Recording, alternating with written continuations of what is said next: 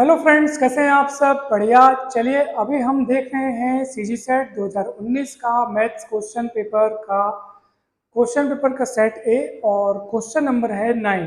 ठीक है, 9th question अभी हम देख रहे हैं। जबरदस्त सवाल है, मस्त ट्रिकी सवाल है और ऐसे सवाल आ सकते हैं एग्जाम में। विच ऑफ क्या लिखा है, which one of the following integral represents the Riemann sum. यानी कि हमको बताना है कि इस रिमान सम को व्यक्त करने वाला इनमें से कौन सा समाकल होगा। ठीक है, कौन सा समाकल होगा ये आपको बताना है। तो देखिए यहाँ पर जो समेशन है वो limit n tends to infinity मतलब इनफिनाइट टर्म्स तक का सम है। और ऐसी स्थिति में जब हम इनको समाकल रूप में व्यक्त करते हैं तो उसका एक ट्रिक होता है, एक तरीका होता है। तो वो मैं आपको बतलाता हूँ। 2 सेकंड के अंदर आप इसका आंसर बता सकते हो। दिखने में कठिन है, देख रहे हैं तो ऐसा लग रहा है पता नहीं कैसे बनेगा क्या है, लेकिन जब आपको सूत्र पता चलेगा, इसका तरीका पता चलेगा तो आप तुरंत इसका उत्तर ला लोगे। ठीक है, अब ध्यान दीजिए, जो सूत्र मैं आपको बताने जा रहा हूँ वो सूत्र क्या है। देखो, सूत्र यह है कि limit n tends to infinity summation r बराबर 1 से n, ध्यान दीजिएगा, 1 by n f r by n is equals to integral 0 to 1 f x d x. अब आप कहेंगे सर इतनी बड़ी चीज एकदम छोटी सी में कैसे बदल गई, इसको कैसे याद रखा जाए? देखो, ये एक्चुअल में इसका एक प्रूफ है। आप बीएससी फाइनल ईयर की किताब निकालेंगे तो बीएससी फाइनल की बुक में आप देखिएगा, एनालिसिस जो फर्स्ट बुक है उसमें जो रिमान इंटीग्रल वाला जो चैप्टर है उसमें आपको ये मिल जाएगा ये टॉपिक, और बहुत ज़बरदस्त तरीके से वहाँ प्रूफ किया हुआ है। फिलहाल आप देखो किसको याद कैसे रखा जाए, किसको किस चीज़ से रिप्लेस करना है वो देखो। लिमिट और सिग्मा यानी समेशन, ये पूरा का पूरा रिप्लेस हो जाएगा आपका इंटीग्रल के साइन से। लिमिट कैसे लगाई जाएगी वो मैं आपको बाद में बताऊंगा। 1 बाई एन को रिप्लेस कर दो आप डी एक्स से, एफ तो एफ रहेगा, और आर बाई एन को रिप्लेस कर दो आप एक्स से, आर बाई एन के स्थान पर एक्स, ये डी एक्स, और लिमिट सिग्मा दोनों मिला के लिमिट सिग्मा दोनों मिला के ये हो गया इंटीग्रल का साइन। ठीक है, अब इसकी लोअर लिमिट और अपर लिमिट कैसे पता करनी है, ध्यान से देखो। ये क्या लिखा है, r by n. R by n में आप क्या कीजिएगा, सबसे पहले ये जो समेशन हुआ है, ये जो योग है, ठीक है, इस योग का लोअर लिमिट 1 है और अपर लिमिट n है। तो लोअर लिमिट को पहले यहाँ पे लिखो आप। ठीक है, लोअर लिमिट लिखो तो ये हो जाएगा 1 बाई एन, और अपर लिमिट क्या है n, तो r की जगह लिखना है। ठीक है, हमको जो लिखना है वो r की जगह लिखना है। सबसे पहले फिर से देखो, ये r बाई एन मैंने यहाँ लिखा, r बाई एन लिखने के बाद ना जहाँ पे योग हो रहा है वहां पे जाना है और देखना है लोअर लिमिट और अपर लिमिट क्या है इस समकल मतलब ये जो समेशन है, जो सिग्मा का जो साइन है उसके नीचे ऊपर में क्या क्या लिखा है, तो r बराबर 1 लिखा है, तो r बराबर 1 लिखना, और फिर अपर लिमिट क्या है, n है, तो अब r की जगह n लिखना, तो n बाई n हो जाएगा। उसके बाद दोनों में आप लिमिट लगा लो n टेंस टू अनंत, लिमिट n टेंस टू अनंत, तो ये 1 by N, n tends to अनंत लगाओगे तो 1 बाई अनंत यानी 0 हो जाएगा, और ये n तो कट जाएगा, तो लिमिट n टेंस टू अनंत अब लगाने के लिए कुछ बचा ही नहीं है, तो कट के 1 हो गया है, तो यहाँ पे 1 आएगा। तो 0 और 1 जो है वो लोअर लिमिट और अपर लिमिट बन गई।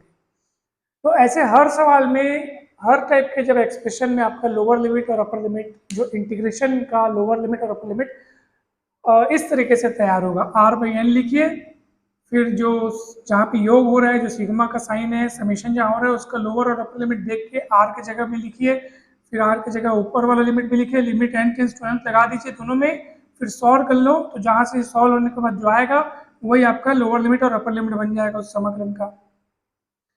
इन्हीं कंसेप्ट को अगर अपन इसमें लगाएं तो देखो किस तरीके से होगा, एक बार में आपसे बनेगा। सबसे पहले तो ये पूरा का पूरा लिमिट और उसके बाद ये जो योग हुआ है वो पूरा का पूरा समाकलन के चिन्ह में बदल जाएगा।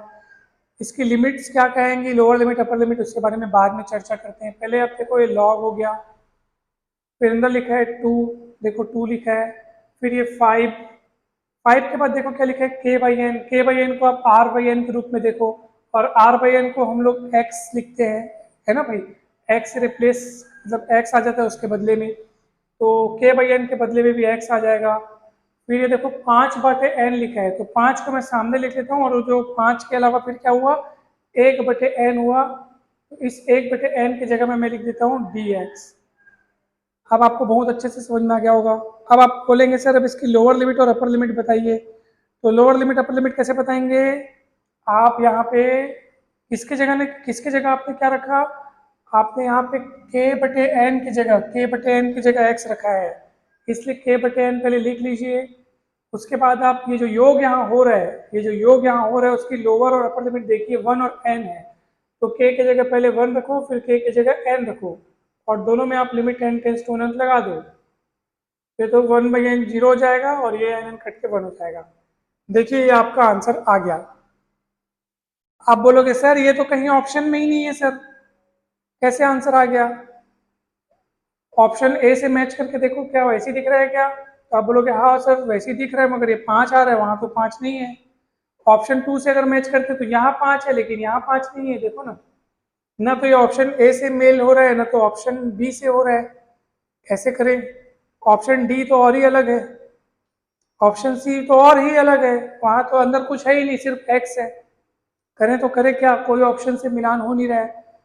ऐसी स्थिति में फिर कैंडिडेट्स जो होते हैं वो कंफ्यूज हो जाते हैं कि सही ऑप्शन तो मिल ही नहीं रहा है, सवाल में गड़बड़ी तो नहीं है, कहीं प्रिंटिंग मिस्टेक तो नहीं हो गया, ऐसा सोचते हैं, जबकि ऐसा नहीं है। अभी आपकी दृष्टि थोड़ी और दिव्य होनी चाहिए, मतलब और आपको गहराई से सोचना है, लिमिट पर एक बार अच्छे से नज़र डालनी है। 2 और 7 है, आप देख लो, ठीक है। तो क्या दिमाग लगाया जाए, एक काम करते हैं, इसको अपन u मान लेते हैं। 2 + 5x को u मान के देखो, समाकलन में ऐसा करते हैं ना हम लोग, u मानते फिर उसका अवकलन करते, 2 का अवकलन 0, फिर 5, फिर इधर dx, इधर du लिखते हैं, मतलब u का अवकलन du/dx करते हैं और dx 3 बड़ा होकर उधर चले गए, ऐसे है ना भाई। अब क्या हो गया, तो आप देखेंगे 5dx की जगह क्या लिख सकते हैं, du। अब देखो इसका रूप कैसे बदलेगा, ध्यान दीजिएगा। अच्छा, जब आप समाकलन में चर परिवर्तन करते हैं, वो भी निश्चित समाकल फाइनाइट इंटीग्रल में, तो लिमिट्स को भी बदलना पड़ता है। x की पुरानी लिमिट 0 है, x की जगह 0 रखोगे तो u की जगह 2 मिलेगा, तो u की जगह 2 मिलेगा, और जब x की जगह 1 रखोगे तो 5 कम 5 तो 7, तो q u की वैल्यू 7 मिलेगी।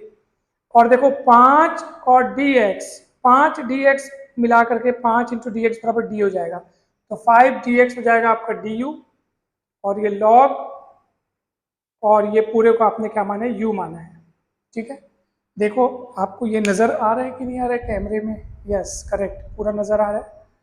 तो ये हो जाएगा इंटीग्रल 2 to 7 log u। और अब आपको तो पता है कि निश्चित समाकलन में एक चर को दूसरे चर से रिप्लेस कर सकते हैं, तो ये 2 to 7 हो गया, u की जगह x लिख दो, क्या दिक्कत है। अब देखो आपको ये किसके बराबर नजर आने लगा है, ऑप्शन सी के बराबर नजर आने लगा है, एग्जैक्ट आपको ये वैसे ही दिखने लग गया, इसलिए ऑप्शन सी आपका करेक्ट ऑप्शन है। तो आपने इसको अच्छे से समझा हो कि कैसे हम इसको इस रूप में लिख पाते हैं। इसकी जगह समाकलन का चिन्ह 1/n को लिखेंगे, 1/n को लिखेंगे dx, r/n को लिखेंगे x। समाकलन की लिमिट किस तरह से तय की जाएगी, आपको r/n को लिखना है, जैसे यहाँ पे r/n के स्थान पर k/n था तो वो लिखना है। फिर जो योग है, जो सम है, उसका लोअर लिमिट और अपर लिमिट यहाँ पे k के स्थान पर रख के limit n tends to infinity लगाना है, वहां से आपका समाकलन का लोअर लिमिट अपर लिमिट निकल जाएगा। हमने ये पूरा काम किया, फिर भी हमको ऑप्शन से कुछ भी मैच होता हुआ नहीं दिख रहा था, तो थोड़ा एक्स्ट्रा दिमाग लगाना पड़ेगा, फिर अपन आंसर तक जल्दी पहुंच जाएंगे। देखो पहुंच भी गए आंसर तक, तो ऑप्शन सी करेक्ट है। हम आशा करते हैं कि ये पूरा सवाल आपको बहुत अच्छे से समझ में आया होगा। अगर सच में अच्छे से समझ में आया और मज़ा भी आया है तो जरूर लाइक करें वीडियो को, चैनल को सब्सक्राइब कर वीडियो को शेयर करें। जल्द ही मिलते हैं हम नेक्स्ट वीडियो में, तब तक के लिए आपका बहुत बहुत धन्यवाद। Thank you so much.